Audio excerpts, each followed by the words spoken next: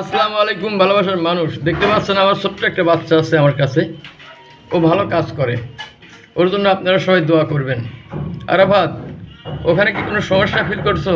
কাকু সমস্যা তো না, গাছ তো নাই, এখন কি এখানে তিন ঘাট আসবে? তিন ঘাট আটবে কিনা জানি না, আমি ওই কাজের কও বুঝিনি। ওই কাজে আমি তোমাকে দিছি বিশ্বাসে যে তুমি পারবে, এই বিশ্বাসে আমি তোমাকে দিয়েছি। এখন ওই কাজের তুমিই নায়ক, তুমিই ভিলেন। আমি কি বোঝাতে পারছি? হ্যাঁ, বুঝতে পারছি। ওই যখন তোমার ইট কথা শুনতেছে না, ইট তোমার কথা শুনতেছে না, তুমি বাড়ি দিচ্ছেও ভাঙতেছে না, তখন তুমি নায়কের ভূমিকা নিবে। ও তখন ভিলেন হয়ে যাবে।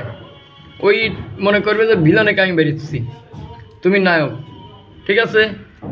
ওই কাজে কোনো কোনো সময় নিজেকে ভিলেন প্রমাণ করবে, কোনো কোনো সময় নায়ক প্রমাণ করবে, তাহলেই কিন্তু তুমি কাজ করতে পারবে।